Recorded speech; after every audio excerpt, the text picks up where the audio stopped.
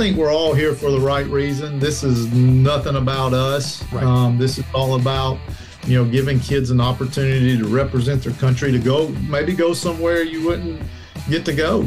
And it's guys love baseball, but I think they also love people. And I tell you, I absolutely love the 12-year-olds. It is just, there's still a little, the youth is there, the innocence is there. Hello, everybody, and welcome to Clearing the Bases, the podcast where we step up to the plate and dive deep into the world of youth baseball. I'm your host, Jimmy Filangeri. On this show, we discuss all things related to the preparation and development of youth baseball players, coaches, and yes, even parents. So sit back, settle in, and get ready to hear from some of the greatest baseball minds out there. When they were on offense, if a guy struck out and he was going back to the dugout and the next hitter was coming up, they would always high five. Or if a guy gets a double, the next batter, they would point at each other. And man, I started watching that, and it was just of telling, it was either just touching your teammate when he had failure or congratulating, but it was still building that chemistry, that bond between players. All right, we're going to continue tonight with our 12U national team coaches, and tonight we have Roger Wright. He is one of the members of the American Baseball Coaches Association Hall of Fame, which he was inducted into in 2022. He was named the Huntsville Metro Coach of the Year 5 times. He has been inducted into the Madison County Athletic Hall of Fame. You're still coaching high school, right, Coach? No, I'm actually, I retired high school 2019, and I've been at University of Alabama-Huntsville, which is a Division II school, since 2019. Okay, and what role do you play at Huntsville? A little bit of everything. A couple of years I was the pitching coach, and my youngest son was a pitcher. And so I just kind of decided to step away from that role. And this past season, I coached third base, kind of helped the pitchers a little, but my role was not pitching coach. Mostly coached third base and team counselor. I think we all play that role, don't we? Yeah. And, the thing you should know out there, people, is that Coach's son, Kyle, actually plays for recently, right, with the Kansas City Royals. He was with the Atlanta Braves for a while. Yeah. Yes. He drafted 2017 with Atlanta Braves, won a World Series in 2021. 2022 had some shoulder issues. I guess last October had a shoulder surgery, was traded to Kansas City, been in Kansas City rehabbing. He will miss this year, but all seems to be going well. Enjoys Kansas City. It's a great organization, and hopefully he gets back on the mound next year. Yeah, I tell you, we were out at Kauffman Stadium last November with the ABCA Youth Committee, and the Royals hosted us, and I got to tell you, they were absolutely fantastic. It is. I've been twice. Probably the worst part about the trade was when he was in Atlanta, he was 3 hours away from us, so we could drive over and drive back, and now we have to get on a plane. I actually just got back from there last week.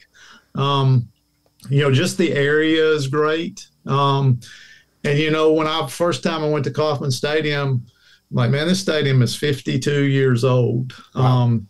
It has been taken care of. I enjoyed it. And I know just talking with Kyle, the people he deals with every day, first class. And, it's trades are part of the business. And, luckily he was traded to a place that he feels like he's going to fit in and do well. And they're playing well this year, which helps too. So I tell everybody, if you have not gotten a chance to watch Bobby Witt Jr. play multiple times, he is very, very special. Yeah. And I watch him every night now because of Bobby Witt Jr. So he's a phenomenal player. So Yeah, like I said, I mean, they treated us like royalty, and, you know, I tip my hat to them. Great organization. And It's funny because as you can tell from behind me, I'm a Yankee fan.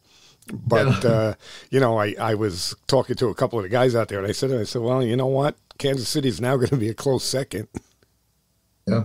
Yeah. So it's been good, so we're proud of him wherever he is. And for him, it's just now recovering and getting back into, being able to compete, because those guys are competitors. And when they have to sit out a year, it's tough on them. They want to play, and especially with him sitting there seeing Kansas City in the hunt, for the playoffs, and you want to help. And I do think he's done a really good job behind the scenes. He's been to playoffs multiple times, pitched in big games, and you learn how to help in other ways. Yeah. So yeah, that's fantastic. And one of the things too that I wanted to mention and I forgot to mention is that he was picked 5th overall in the 2016 draft. So that's great accomplishment. I mean, he played his college ball at Vanderbilt, right?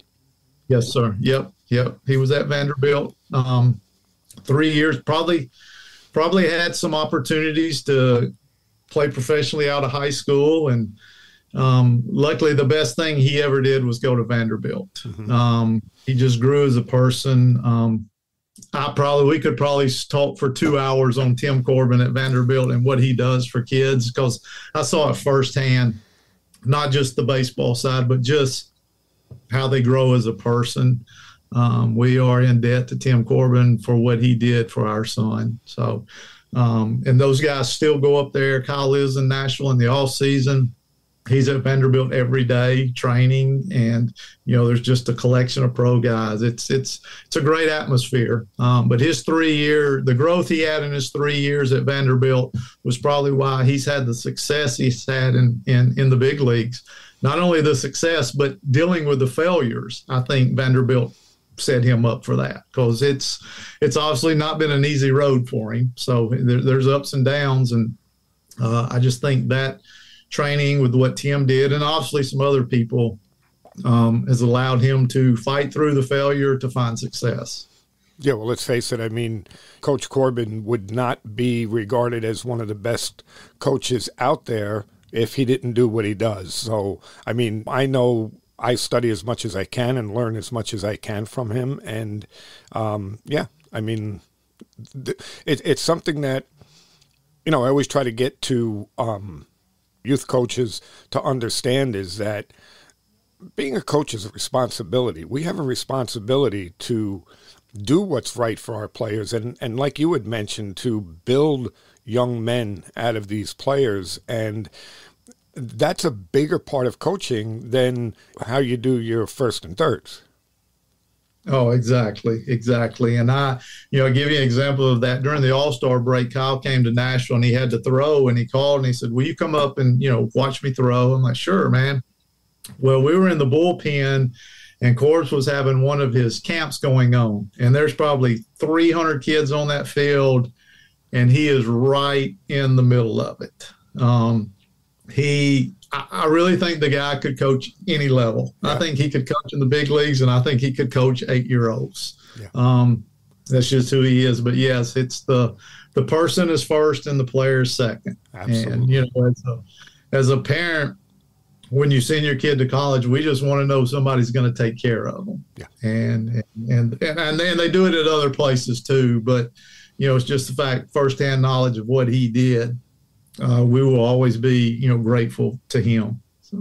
Yeah, that's fantastic. I mean, again, like I said, there's really no better place to be. I mean, there are places that are really good to go to, yes, but no better place than there with that coach.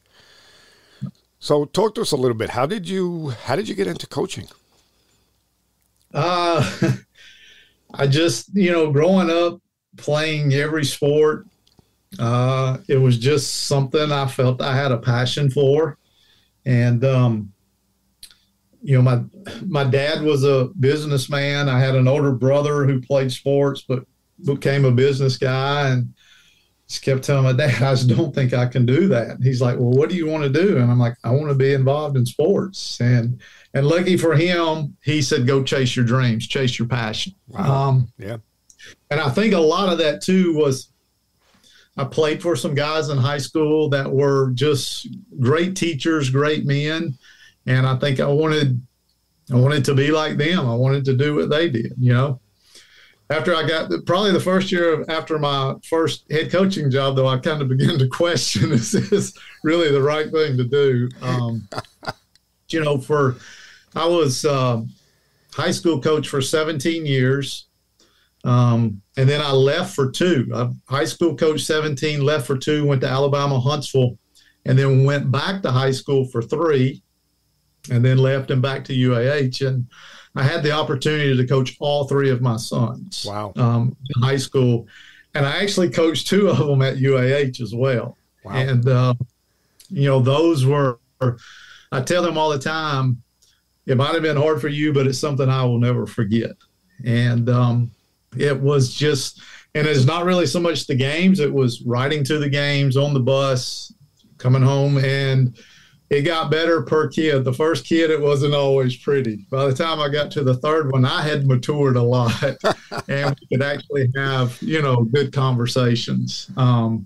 But that's probably, you know, people say, what's the highlight of your coaching career? That's part of it. And the other part of that was because I coached my kids, I coached their best friends. And so it was nothing for us in season for their buddies to come over, and they all played for me. And, you know, I still see a lot of those guys all the time because my sons are still friends with them. And it just made for some good chemistry because a lot of the kids that I coached, I knew them since they were babies because they grew up with my kids. And but that was really special part of coaching. And my oldest son was an assistant coach at Tennessee Tech for 5 years. As a matter of fact, his first year, Tennessee Tech was a game away from going to Omaha. Texas beat them in the Super Regionals in Game 3.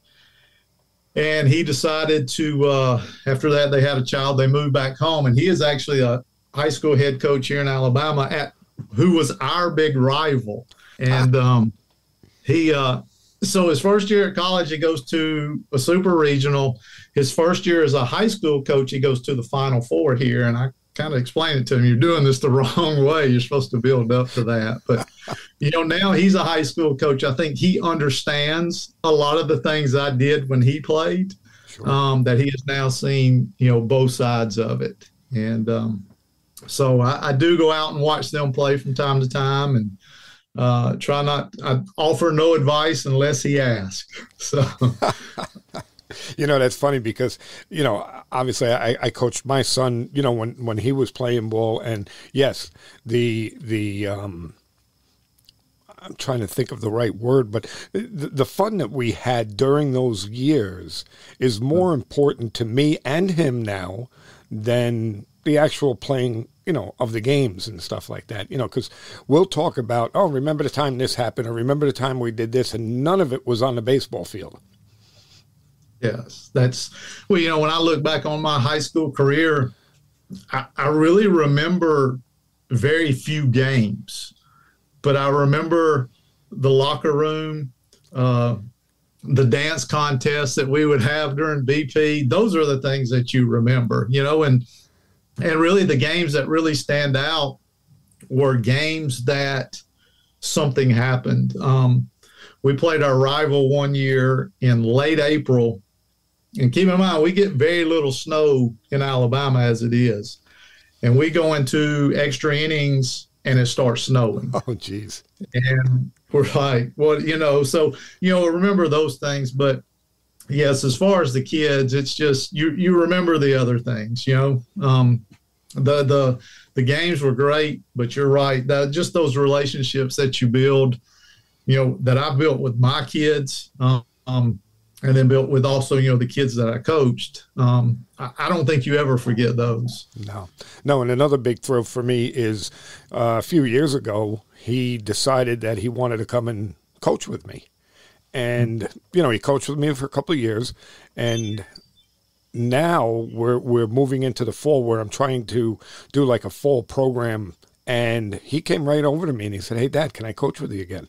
And to me, that is the biggest thrill of my life is being on that field with him and coaching with him. It is fantastic. Yes, 100%. Yes, yes. Anytime, as your kids get older and you can spend time with them, you have to take advantage of that. Yeah. And it's mine hasn't asked me to help him yet. I hope he doesn't. But I do enjoy going and just sitting in the stands and watching him do his thing. And I'll have some umpires that will come up to me and say, I had to look twice because I thought that was you in the dugout. I'm like, no, that's not me yelling at you. That's the next generation yelling at you. So.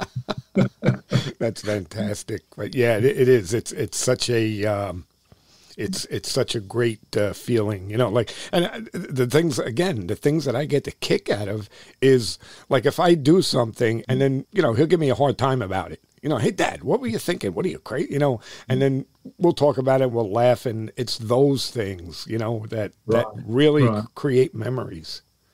Right. So let's move on to USA Baseball. How'd you get involved with USA Baseball? So a guy named David Sharp, who actually lives right down the street from me, and here's my story with David. I coached David in T-ball, and then I coached him in high school. And I have to explain that as I'm not that much older than him, but when he played T-ball, teenagers coached the T-ball teams. Yeah. So I coached his T-ball team and coached him in high school. I coached with him in high school. I coached against him. I've known his family forever. And they had, so last spring, when we found out we were going to have to go to Mexico to play, they were kind of scrambling, putting a coaching staff together. They had to find coaches who could actually go in May that weren't in season. And so they asked David to be the head coach, which David had been a head coach of the USA 12s before. And he called me and he said, look, I need another coach. Do you want to go? And I said, give me, a day. And I think I called him back in 15 minutes and I said, man, I am in. And so we kind of threw that one together. Like we were on the internet, we were making calls to find our 18 players. And so we went to Texas for 4 or 5 days with 24 players, cut it to 18, got on a plane and went to Mexico for about 10 days. Wow. And so that was the start. And in that tournament, we cruised through bracket play. Long story short, we get into the finals, and we had played really well. Our kids had adapted to a different type of baseball, different fields, different food. And we get into the finals against Venezuela, and about the 4th inning, we just have an absolute meltdown. Oh, no. And so we go into the 6-inning game. We go into the bottom of the 6th, and we are down 11 runs, and we tie the game up. Wow.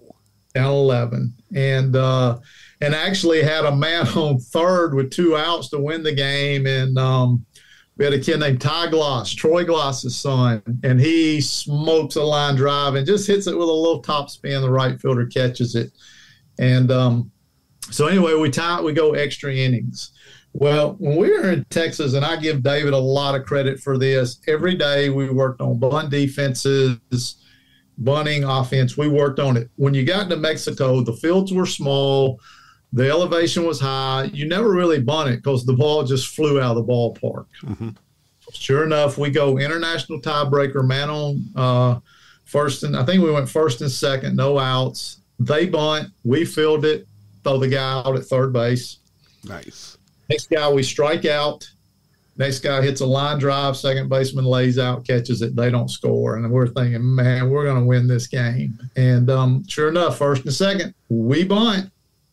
And they throw it away and we score. And so I kind of came back and tell the story to coaches I know. You may never use it, but you better work on it. Oh, yeah. And David did a tremendous job. But, yeah, I don't know that I had ever been involved in something where we were down 11. And I coached first base, and we scored a couple of runs. And I'm just over there kind of counting. Well, if we can get to this hitter, and sure enough, we tied it up on a grand slam. And it was just something I've never been involved in that. I don't care what it is. You're down 11 and you come back and tie it and win the game. And now, was that the championship game? That was the gold medal game. Yes. Wow. Yes. And it was, we beat Venezuela, and I will never forget this one either. There was a little kid that played second base for Venezuela, and he wore number 13. I did not speak his language. He did not speak mine, but I called him Acuna because that was what Acuna wore, number 13 for Atlanta. Yeah. So he shook my head. And I was so happy we won, but that poor little kid was just in tears. Yeah. And he just walked up to me and I hugged him. And other than coming back from 11, same thing. That's kind of what I remember is how good it felt for us, how bad it felt for them. Yeah. Especially for him. And so, I guess learn how to win, gracious, and but it was that was my first taste of USA baseball. But now that was last year? That was last spring. Yes. Wow. Go ahead. You started to say something. Well, it was just, when we got ready to go, David started telling me, he said, I'm just telling you, when we go play international, it's different. The fields aren't as good, and you don't speak the same languages as the umpire. And that was kind of every time David went to question a call, which happened a lot because we got some tough calls, you take an interpreter with you. He said, the buses will be late, sometimes intentionally. And I'm thinking, I can't be that bad. And we were in Mexico about a day or so. And I'm like, man, you didn't lie. And then you're trying to now get 11-year-olds to understand a lot of the stuff that they want what you want, but they want to beat you. And getting 11-year-olds to understand and to mature, which is why Brian probably said it on the podcast, is we don't want normal kids. We have to find kids that are willing to, do what's there for the team. And we actually had a podcast with our team last Tuesday, and I had Kyle come on and talk with them. Wow, great. And just kind of talking about the mental part of, getting ready. And I think the best thing he told him was when he was on the college national team, they went to Cuba. And he said it was chaos. And he said, that's what you're going to see, is you're going to see chaos. And he said the day before we were supposed to play Cuba, all of our laundry game stuff disappeared. Oh, geez. He said, but we were bound and determined. He said, so they went out and did BP, pregame infield. He said, in golf shorts, polos, whatever. And he said, our jerseys, uniforms mysteriously showed up right before the game started. Wow. And just trying to give them that mindset of those are just road bumps. You overcome them. And it was a really good talk to hear from him, who had experienced the same thing. And but yeah, my experience with US, I got home and Cole Beaker, just kind of asked me, he said, you think you would ever want to do this again? And I'm like, yeah, but you got to let me go home and rest, because it was a month, and but it was like anything, just it's hard to describe it, one, to win, but just to have that opportunity, one, to wear that USA on your chest and go play for your country, and what it represents, and playing the game right, of how you handle yourself. And, you hit a home run, drop the bat and go. It's just everything that USA baseball stands for. And, the guys on that staff, there were two guys on that staff that I had never met in my life. And named Lunch McKenzie. And if you've ever had the opportunity to meet Lunch, you never forget him. And then Jason Sakani, never met him before, and spent an hour with him and felt like I had known him my whole life. Yeah. And, I think that's on these staffs, that's important. I think on any staff, if the kids know the coaches love each other, it just makes everything smooth and better. The coaches have each other's back, and it's a genuine care. I had met Brian last year. He came to our training camp in Texas before we left. Wes, I've known Wes a long time. I've competed against Wes here in Alabama a lot. And then Jelly was the first time I ever met him, and me and Jelly laughed that we're brothers from a different mother. He just he's such a likable guy and a great personality, and it's just me and him hit it off real quick. I got to tell you, he was on. Trying to think when it was it Tuesday, whatever. He was on this week. We recorded the show earlier this week with him, and I got to tell you something. In a very short period of time, like you just said, I felt like I had known him my whole life, and what a great guy. Yes, he is that's just who he is, and when he walks in the room, he kind of draws everybody's attention, and a very knowledgeable baseball guy. He's very knowledgeable. I mean, he's played at some high levels, and I generally told. I called my son and I said, "Man, I got you on FaceTime." I said, "I want you to meet this. This is Jelly, and I don't know what it is about him, but yeah, we hit it off, and still text with him quite a bit." But I got to tell you, though, my experience has been, because I've interviewed a lot of people that are involved with USA Baseball, over the years on this show, and I can tell you that you're all the same type of people. We'll say it that way, okay? And everybody that I've met, I feel like they've become friends just in that 1 hour that, we sat and we talked baseball, and I feel like with Brian, for instance. I mean, he texted me, and I was driving. So, I couldn't text him back, so I felt awkward. I said, you know what? I don't want to make him think that I'm not responding to him, so let me call him. So, I called him. I said, "Hey, Coach," I said, "I hope you don't mind that I called you, but I'm driving. I couldn't text." And he couldn't have been nicer. He's like, "Jim, what are you kidding?" He goes, "Call me anytime you want, this and that." But a lot of guys that are involved in USA Baseball, all really great people. Yeah, well, and I think we're all here for the right reason. This is nothing about us. Right. This is all about, giving kids an opportunity to represent their country, to maybe go somewhere you wouldn't get to go. And it's guys love baseball, but I think they also love people. And I tell you, I absolutely love the 12-year-olds. It is just there's still a little. The youth is there, the innocence is there.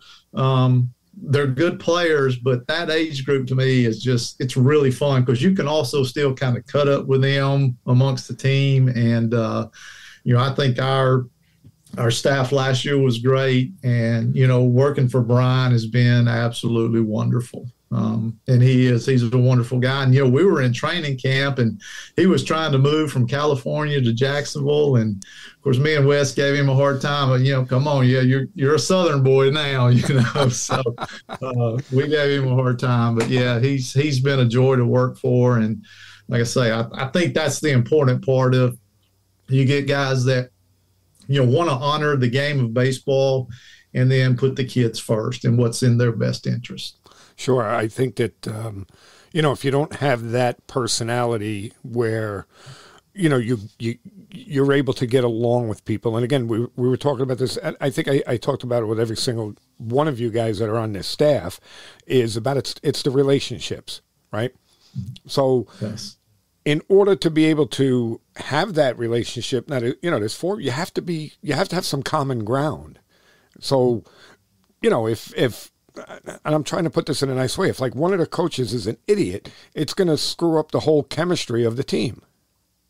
Yes. So, I mean, testament to you guys, because again, like I said, my experience has been, you're all great guys. So, God bless you. Well, and one thing we do too, obviously when we're in training camp, we meet, for sometimes very late at night, but it's not all about baseball. I've learned, you learn about the other guy's family, what his background is. And I think once you start learning, he has kids. We talk.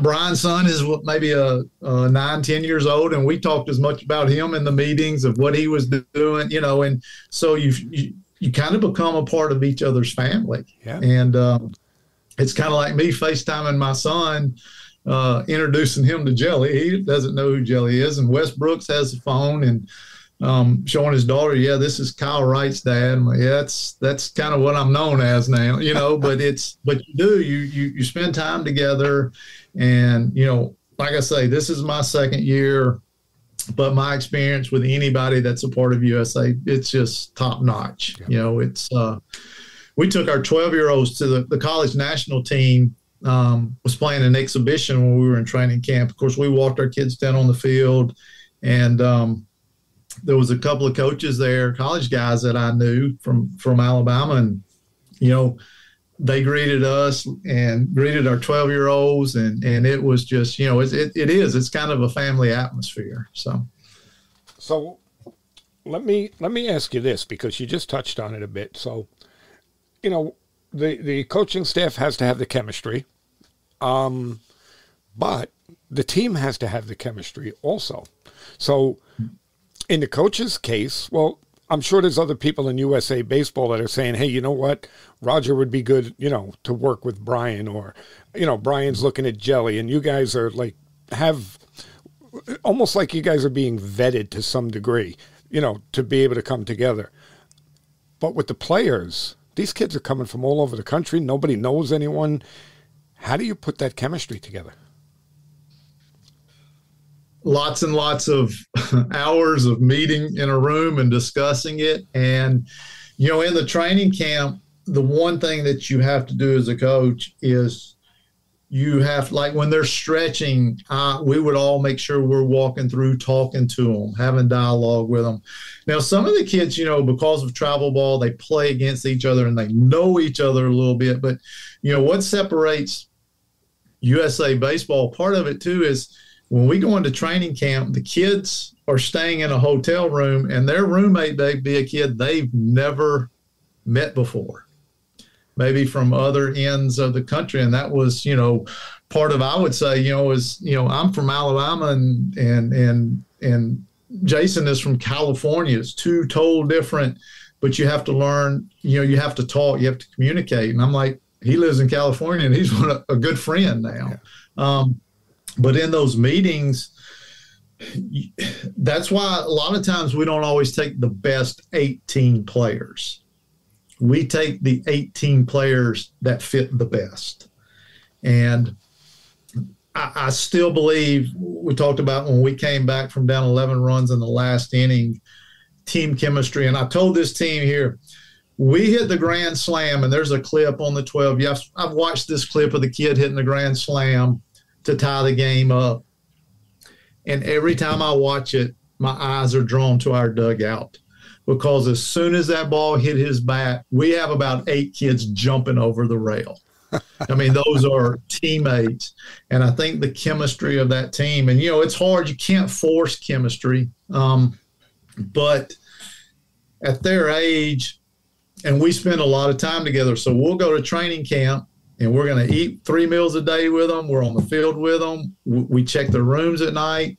We're going to get on a plane together. We're going to go to a Latin American country, and we're with them a lot, and you have to talk with them. And I think that's why I still like the 11 and 12-year-olds, because my kids are grown. It's almost like I get to have kids again. Yeah. And, you have to have communication with them. But I mean, that's a tough one, because, if you miss on a couple of kids, regardless of what type of player they are, and even at 12, we're going to have kids who have always hit third or fourth in their lineup and never sit on their bench. And we're going to go play in international play, and they may hit ninth, or they may be a sub. Yeah. And you have to, as coaches, we have to trust our instincts on what type of kids these are. And that's why, in training camp, we'll enter squad, and we tell them this, and I don't think they believe it at first, but we watch the dugout and how they get on the field and off the field. Will tell you a lot. And I'm going to go back to this kid again that I had last year, Ty Gloss. He didn't start the first. Ty came to us before every game with a scouting report on the other team. That's fantastic. Did not start his first couple of games. And look, it would have been easy. This kid's dad was Troy Gloss, who was a really good big leaguer. Yeah. And I don't think Ty played the first couple of games. And maybe game 3, we pinch hit him and he hits a bomb and then he gets more playing time. And I always use him as, here's a kid that didn't start.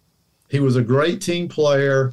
And when he got his chance, he took advantage of it. And he ended up being a huge factor on why we won that game on the field, but he was a bigger factor off the field. And another kid on that term, Biscuit Burns, was Eric Burns' son, who Eric played in the big leagues. Yep. And the poor kid sat in the bullpen and called. And those are the guys you have to have. If you're going to win a gold medal, you have to have those kind of teammates. And I really believe chemistry is why we came back from 11 runs down. Yeah, I think the way Brian described it was you have to be able to have a mindset as a 12-year-old, which is very hard, but to have a mindset that you're going to be sitting on the bench, late in the game you're going to be asked to go in as a substitution in right field, and you're going to have to be able to throw a runner out at first base from right field and be happy about it and not have an attitude about it. And, yeah, I mean, I can only imagine that. And again, we spoke about this a little bit because these players, like you said, wherever they came from, they're the best player, the best thing, around. And now they come and they're not. And wow, that's got to be tough for a 12-year-old to handle. So yes, it is. I mean, it's a special kid. It is. It is. And matter of fact, that game that we came back in the 7th inning and told you we laid down a bunt, the kid that laid down the bunt was a middle infielder and was really good. Had not played a pitch that game. And we went to him, Coach Short went to him and said, look, I need you to pinch hit. I need you to lay a bunt down. Hey, he laid down a bunt and got down the line and they threw it away. Yeah. He had not played a pitch. And it takes that kind of kid. And we're right, at 11 or 12, that's not easy. But I think it's something when they learn it at 11 or 12 will help them throughout their career. Yeah. I mean, it's also not a bad thing for mom and dad either. I was just going to say that. That being a part of a team, and obviously I think we're losing that a little bit, but being a part of a team is important. And you learn how to contribute however you can, whether that's from the bench or from shortstop or whatever. And I think that's what we're trying to do, and Brian has the picture, and we're just with him and obviously do whatever we do, but Brian sees that. And so that's why we tell him we don't take the best 18, we take the 18 that all fit together. Yeah. When you go into international play, you better have 18 guys that are bought into the team. Right, guys that are gelling together, and again, like you explained, to find those diamonds in the rough, we'll call them. That's a little bit of a testament to their parents and their coaches from where they come from, that they've instilled that in them. Mm-hmm. Yeah, 100%. And we had no issues last year, but I'm sitting here. It kind of goes back to Troy, where his son's on the bench, and Troy was at every game cheering. And, he has instilled that in his son, that the team is important. Your son probably has that. Mine do, being sons of coaches, that the team is first. But I think that's a really good, it goes back to USA baseball does it the right way. And I think they're putting guys in position to coach that can mentor that into these young kids. Yeah. And I mean, let's face it, I'm just going to say that it's not a common attribute of the coaches that I know of. Okay. The coaches that understand how to be transformational instead of transactional are rare. I shouldn't say rare. Rare is not the right word, but I'll say there's more transactional coaches than there are transformational coaches. And you agree with that? Oh, 100%. Yeah. Yeah. So, the idea of what we talk about all the time of coaching the person, not the player, is huge. Well, and I think some of that goes back to I had the opportunity to watch Tim Corbin for 3 years. And I guess maybe I felt like I was a good coach. I became a better coach after my son played for Tim. Sure. Because felt like I started incorporating things that Tim would do. And I know there were times Kyle would probably get tired of me asking him questions, but I'm like, I want to know, because now can I help this kid? It's not necessarily me helping him, you're helping him too. I think that goes back to Tim. Yeah, it's people want to say old school. I call it the right school. It's how you're supposed to do it. Yeah. So. Yeah, I was talking with Jelly about it a little bit, and again, it goes back to the relationship. So I started this podcast going on, well, let's say it's 3.5 years, and I have become exponentially better at what I do as a coach because of the relationships that I've built with guys like you and Brian and Roger and Wes and Chaffin and Sheetinger and Farrell. I've become better because like you said, we talk, I listen, and I say, geez, you know what? Roger said this, that, or the other thing. Yeah, I can use that.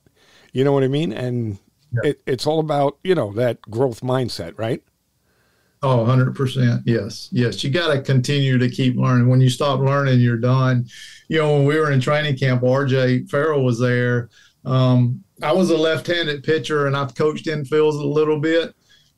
When I left after watching RJ do some stuff, I think I'm a little better infielder coach, and you have to, that's what I tell the young guys, the young coaches, you may think you know everything, you're nowhere close, and don't be afraid to steal. Don't be afraid to ask. And, even as I've gotten a little bit older in my career, I will call a young coach and say, what are you, society's changed. How are you dealing with your kids now? What are you doing?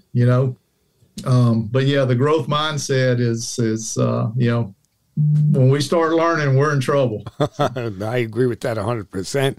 And what you just said about talking to younger coaches, well, in my case, I really don't have a choice. Every coach is younger than me. Yeah, so, I understand that. So I'm always talking to younger coaches.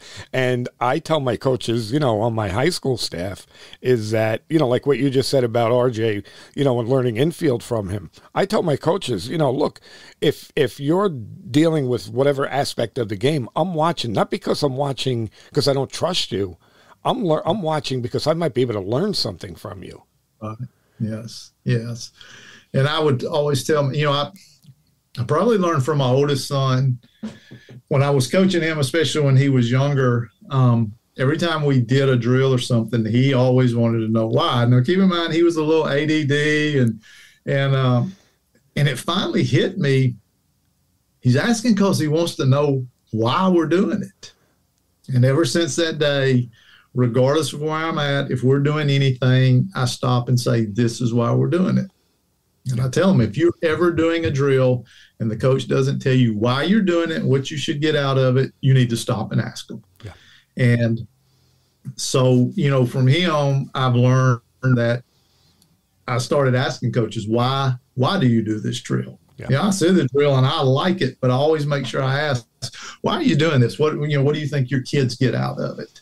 And the good ones will tell you just like that. I'm like, okay, I'm sold. I'm going to steal your drill. Yeah. So, so a lot of times kids will do stuff just because the coach says to do it. Well, you're not going to get anything out of that drill. So it's we can definitely, we all have learned from, there's somebody in our careers that we've learned from, and we're not reinventing the wheel here. So yeah, and I mean, to your point, what you just did right there is, I just got better from listening to what you just said, that little bit that you just said, because I'll give my guys drills. Do I explain every one and why we're doing it and what they're supposed to be getting out of it? No, I don't. But you want to know something? Now I will. Yeah, it's you just kind of see a difference. It's it's kind of like, we'll go out and say, okay, we're running to home to first base. And we think, okay, kids know, but no, why are we running home to first base?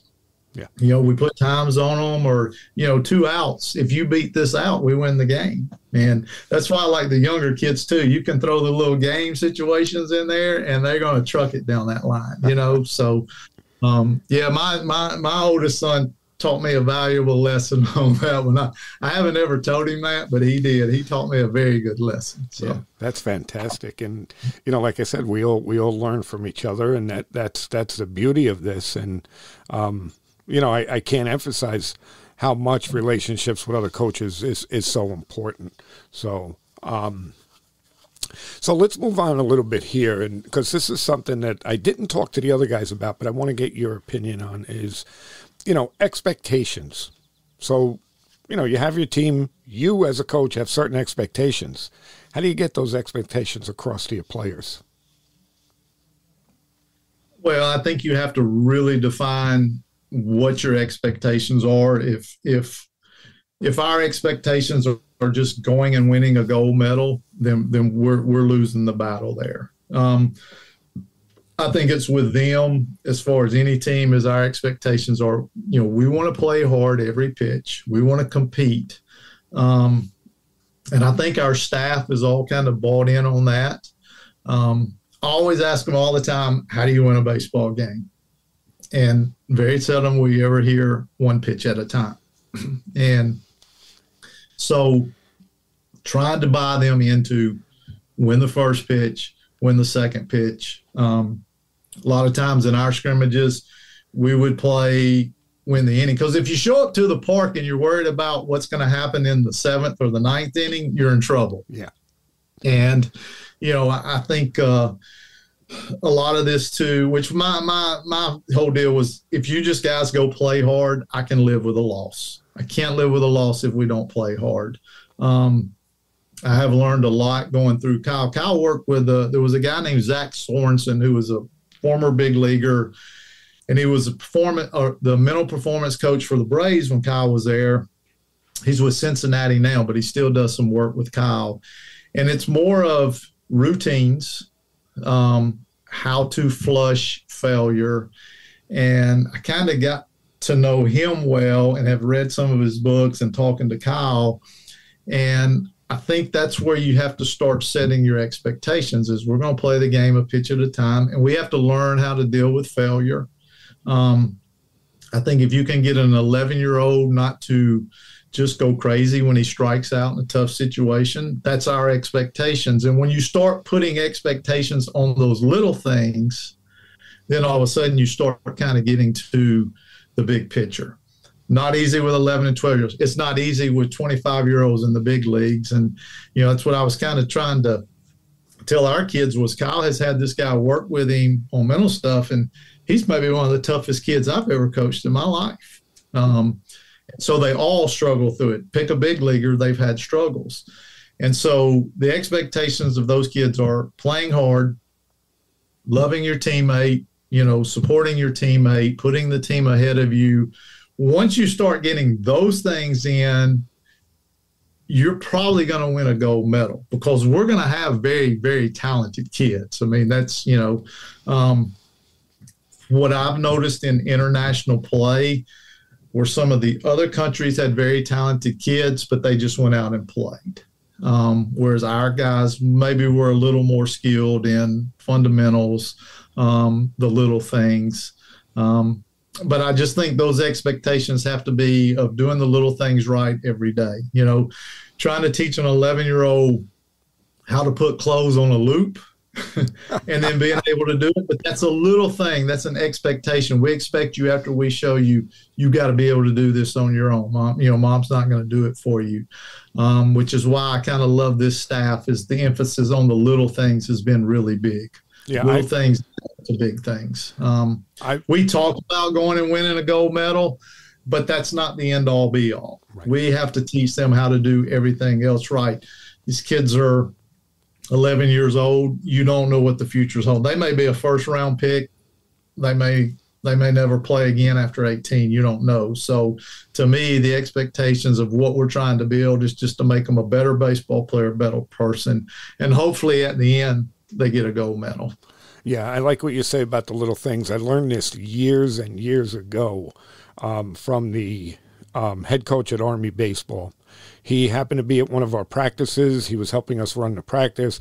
And the first thing he did was he had the players, when they were stretching, is line their gloves up on the foul line, all facing the same way, all evenly spaced. Now, again, this is going back years ago, and I went over to him and I said, "Hey, Coach, what's up with the gloves?" He said to me, he goes, "If they can't get that right," he said, "how are you going to get anything else right?" And you want to know something? From that day on, every single one of my teams does that because it's the little things. Yes. So the one of the little things I did get from Corbs was this was maybe Kyle had committed to him in his senior year, and still in high school, we went to watch him play, and I started watching him. Every time when they were on offense, if a guy struck out and he was going back to the dugout and the next hitter was coming up, they would always high five.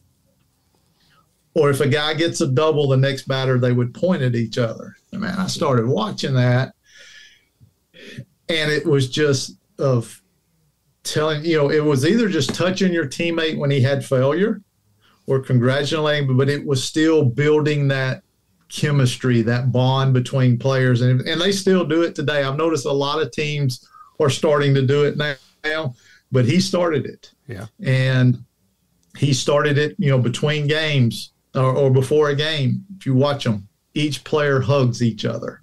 And, I just think I don't know if that's a little thing. That may be a big thing, but doing all of that before the game ever starts, I just think it goes back to building that chemistry, that trust in each other, playing for each other, and then doing all those little things. And that was basically a stripped out routine though that they did, and they did it, which, kind of learned from Kyle through the mental performance. The routine is huge. Yeah. Of doing that same thing over and over. And a lot of our 11 and 12-year-olds do it. They just don't realize it yet, of staying in routine. And, of course, being older males, we definitely have to stay in a routine. But that's for sure. Yeah, it just goes back that if you go in with 11-year-olds and your ultimate goal is we got to go win a gold medal, you're probably in trouble. Yeah. So. Yeah. Oh, without a doubt. I mean, again, it's putting all of it. What do we always say? Trust the process. Yes. It's a process. Yes. The whole thing is. Yeah, in Alabama with Nick Saban as coach, we heard a lot about the process. But, the guy, it works. And he always talked about process over outcome, and if you can maintain the process, that outcome most of the time is going to be what you want it to be. So. Exactly. So now it's been a while since you've been a high school coach. So, but you are dealing with, the 12U players for our national team. But in general, what do you see missing from youth baseball players? The same thing of the team isn't as important as it should be. It's more about themselves. The jumping from team to team and the travel ball when one thing doesn't go right. And I don't necessarily always blame the kid on that. Going from team to team when things don't go your way.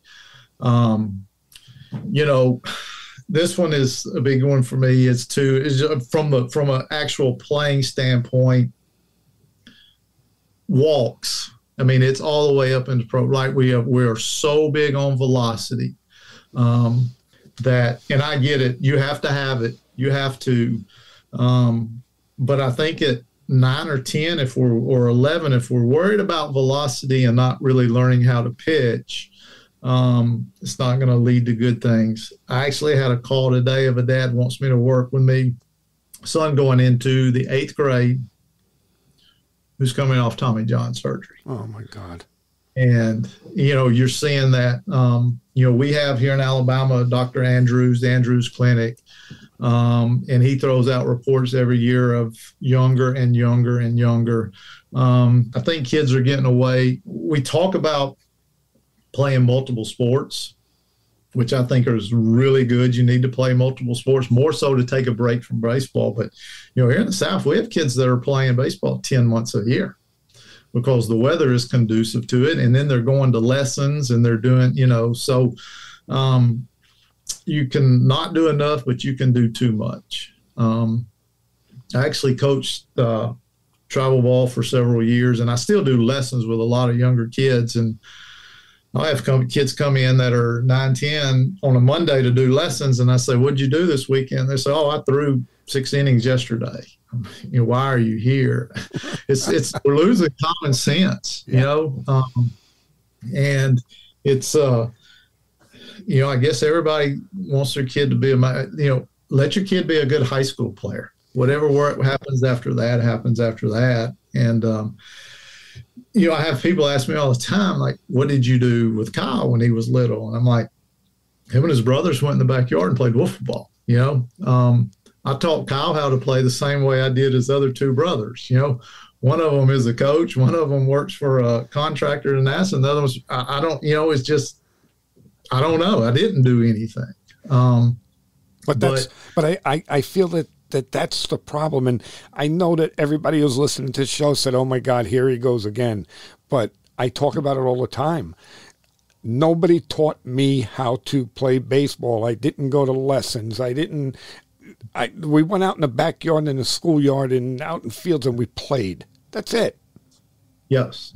And you don't see that anymore. Yeah. I'm going to tell you this story. So when Kyle was coming up, he would drop down. It's almost like submarine. If he got a guy 0-2, well, he did it at Vanderbilt too. He would go 0-2 and drop down. And I'm talking, you hitter would freeze hitters. And somebody asked me one time, I said, how did you teach him to do that? And I said, I didn't. I said, let me tell you how he learned. His older brother hit left-handed, and they would go in the backyard with a wiffle ball. Well, the strike zone was a folding chair with a couch pillow. So if the ball hit the couch pillow, you've probably done it was a strike. Well, he would drop down and try to run that thing away from him and hit the bottom little corner of that thing. Yeah. And I saw him do it in the backyard over and over, and I'm like, we're going to throw that in the game one time. Yeah. And he did it. He actually did it in pro ball, and I'll never understood this. Pro ball, they said, we don't want you to do that. I'm like, man, it's a weapon. And the funny part of that, he's done it enough, was he told me the other day, he said, if my shoulder don't heal, he said, I'm coming back as a submariner. I said, well, you got an option, But they learned that, one, competing against each other with no coaching. I do think too, kids are overcoached now. I agree with that. Yeah, it's and that's all the way up the ladder. Even in professional baseball, is everybody has an opinion. Well, if you hear 5 or 6 opinions and they're all guys that you respect, who do you listen to? Right. And so I think a lot of times you have to figure things out for yourself. Yeah. And that's probably the biggest one, is there aren't wiffle ball yards, games being played in the backyard. And, I don't think kids, and probably competed, I did this with my teams a couple of years ago. We had a team that we just kind of hit a lull, and we had a softball field beside us, 200-foot fence, and they showed up for practice. And I said, y'all go next door. Here's a wiffle ball bat and 3 balls. And I videoed it. And you talking about guys get after it. And I played it for them afterwards. And I said, this is the same energy I want to see on the field. I'm not going to say a word to you. And, it's something to be said for that. So, but I think, like what you had just said, a lot of that comes from the fact of, you give a bunch of kids a couple balls, you tell them go out there and have fun. And like you said, they're getting after it. They're doing their thing. When they get into a structured environment, now they're afraid to fail. Now they're afraid, and that fear comes in, and it tightens them up, and they don't play as loose, and that's a problem. Whereas, again, when we were kids, we only knew playing loose because we did it all the time. Well, we did. Yeah, we did. And, I think probably Somebody asked me one time, what do you think I did well as a coach? And I thought I handled games well. I never yelled at my players during the game. Never. If I did, it was between innings, maybe to get them going, but I never gave them instruction, unless it was just something. And I'll see some of these younger guys it's constant verbiage out of the dugout. And I want to walk over there and like, be quiet and let them go play, because they're going to determine who wins the game or not. You have no control over who wins this game. They're going to determine it. And it's, here when we were playing games that, I'm not going to say games didn't matter, but they weren't area or region games. They were just games and our guys were really good. Then all of a sudden you go into a area, region game or a playoff game and everything tightens up. And, I think they have to train themselves to, I'm going to play relaxed. But yeah, they're afraid of losing, which is to this day, I still never ask my teams to win a game. All I ask you to do is play hard and compete. And if you do that, I'm going to go to sleep at night, whether we win 1-0 or we get beat 10-0. If you play as hard as you can, I can live with that. Yeah. So. Yeah. Something you would just say, because those are a couple of pet peeves of mine. Yeah. When I see coaches, yelling at a dugout or worse, yelling at a player during a game. I mean, if you ever came to one of my games and saw me in the dugout, I look like this. Yeah. You don't hear anything out of me. I'll occasionally reach in my back pocket and pull out a pad and write down something that I saw that I know we have to work on in practice. But when you're playing the game, I think the only thing other than maybe I'll move guys around defensively, right. but is all I'll really say during a game is, all right, let's win this pitch. That's it. Yeah. Yes. Yeah. I mean, there's defensive movements and who's covering the bag, but as far as just yelling, my last couple of years I was coaching, Kyle was pitching at Vanderbilt. My youngest son played for us, and I did all the pitching as the head coach. Well, I had a good buddy of mine that was my assistant coach, and this guy could do hitting. I'm like, the offense is yours. And so we're on offense, and I'm in the dugout in the corner on my phone watching Kyle pitch at Vanderbilt. And somebody said, Coach, did you see that call? I'm like, no, I didn't see it. I'm trying to keep up with my other son playing, And so they kind of looked, and they said, oh, okay. And they just went on and played the game, and it was I feel like during the game, the less involvement you have as a coach, the better off you're going to be. Yeah. I never won any. I helped lose some, but I never won any. And that's the part of it, of kids just playing loose and, not being afraid of swinging and missing, and they're going to hear it out of the dugout. Ooh, no way. Or the stands. And I, as I got older, when I was older than the parents of my kids, it got easier for me to tell parents, hey, let you play. It's tough when you're 26, 27-year-old head coach of telling a parent to be quiet. But I was also blessed where I was. I had wonderful parents, but it still would happen. And they don't need to hear you either. Perfectly said. Because when you get older, it's easier to do, because, let's face it, some of the parents are young enough to be my kid. Yes. Well, and you've probably seen that. I coached kids I coached had kids that came through. I stayed in it long enough to have some second generations. I haven't gotten there yet, because I haven't. I've been coaching for about 20 years. So the kids that I first started coaching, if they're having kids, they're very little right now. Right. So I haven't gotten that yet, but I'm sure someday. I mean, I'm not getting any younger. So. Well, what I say, if you stay in it long enough, you'll see everything. So. Exactly. So, listen, Coach, I got to tell you something. We just went past an hour, and again, like usual, I could keep going. I really, really, really appreciate you coming on. This was a great little series that we did, between you, Brian, Wes, and Jelly. This is great, and I'm looking forward to you guys going down to Honduras like you can't imagine. Well, it's excited about it. And, like I say, it's when you're around people that you like to be around, it is fun. We have a good time as a staff. we have a good time with the kids. And having that little training camp in Texas, we've already meshed with the kids a little bit, so we know them. And the best time is bed check, when you go check their rooms, because you can cut up with them, and you're the last person. You basically kind of become their parent. And it's, like I say, it's something I have thoroughly enjoyed, mainly because of the people I'm around, and we have wonderful kids. It's exciting, and really looking forward to it. Yeah, well, if you guys have time while you're down there, I said to Brian that I want to do a Zoom call with all of us, okay, while you're there, just so we could kind of give the listeners a little taste of like what it's like when you're in the thick of it, and I think that would be a good show, even if we do a half hour, or whatever. So I'm looking forward to that if you guys have the time to do it, and that'll be great. Yes. Yeah, that would be great. So thanks again, I can Coach. Get on Jelly while we're on it. We can make fun of Jelly. So. Well, we can make fun of Jelly. We can make fun of Wes's driving. I don't know. We got to find something with you and with Brian, but we'll find it. Yeah. Oh yeah, it's out there. So. Oh God. So again, Roger, thanks again, and listen, good luck to you. I wish you all the best, and we'll talk soon. Sounds great, Jimmy. Thanks for having me on, man. No, this was great. Thank you. And that's a wrap for today's episode of Clearing the Bases.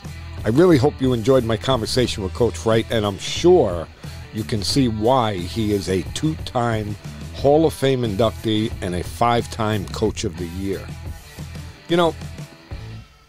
Baseball is all about practice, patience, and passion.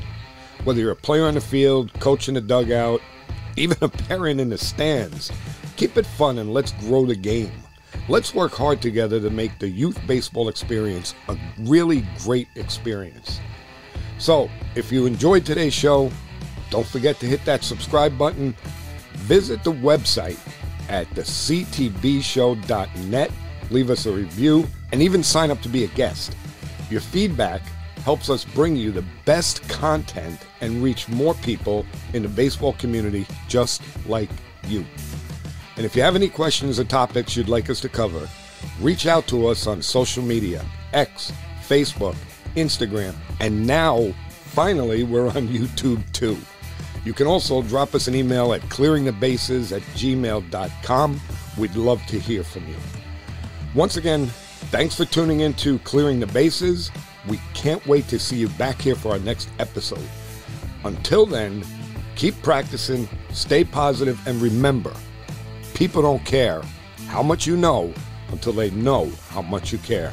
Thanks, everyone, and we'll see you on the next one.